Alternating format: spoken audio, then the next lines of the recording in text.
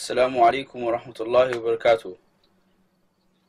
Bismillah, alhamdulillah, wa sahwa wa salam ala rasulillah, sallallahu alayhi wa sallam. Today, my brothers and sisters, I narrate to you the story of a young girl in a town northeast of Manchester called Rochdale. It's an extraordinary story and a true story at that. The story consists of this young girl living in this town where there was recently a rape of a young woman in a dark alleyway close to where the Muslim girl lived. So basically this Muslim girl was coming home from school, from college, and the time was getting late, and she did not want to get home late for her parents because she knew that they would be worried for her. So she had two options. She could either take the alleyway that girl had got raped in, or she could have taken the long way round. But she knew if she took the long way round, she would get home after dark and her parents would be very worried for her.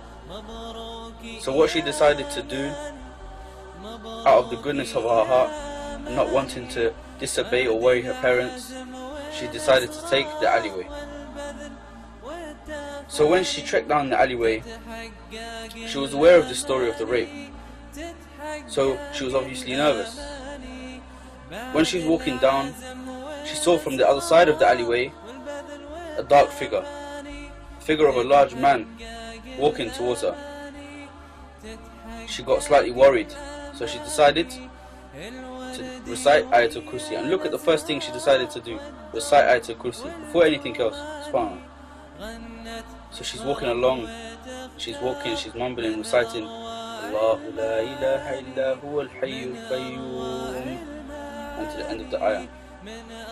So when she's walking, this man, he comes closer and closer and closer, and she starts quickening her pace, starts walking a little bit faster to try and get out of the way, get away from this situation that she's in. So what happens is, when the man gets closer and closer and closer, he links eyes with her, but carries on walking and goes straight past her, and she hurries along home. And when she gets to her house, she tells her mum, she tells her dad and her family about what had happened, about this man she had seen in the alleyway, and they all recalled the story of the rape. So they decided to call the police and tell them about this man. So they called, and she gave a physical description of the man. And a few days later, the police called her back, and they asked her to come into the station so that she can do a lineup, so she can pick him from a line.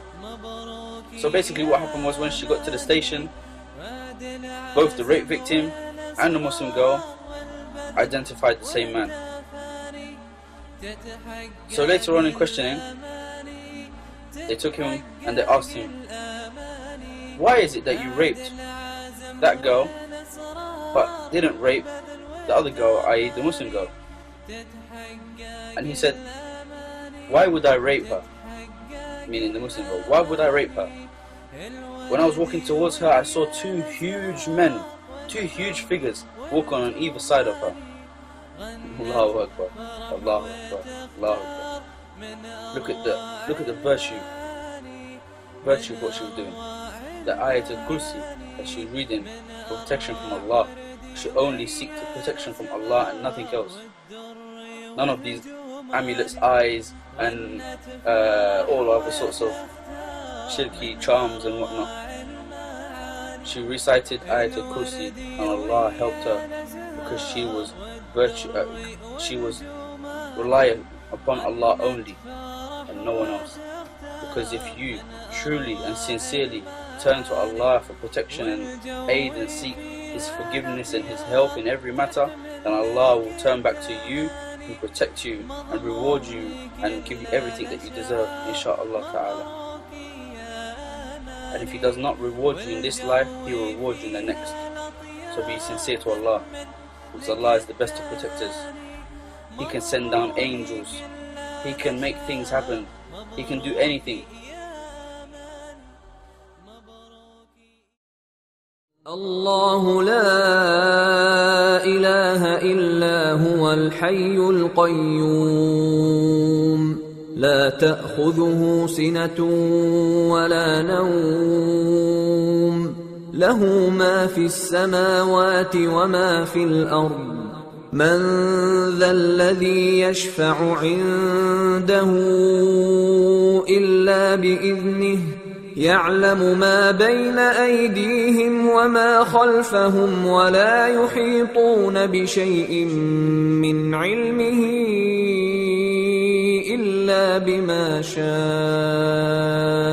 وسع كرسيه السماوات والأرض ولا يئوده حفظهما وهو العلي العظيم.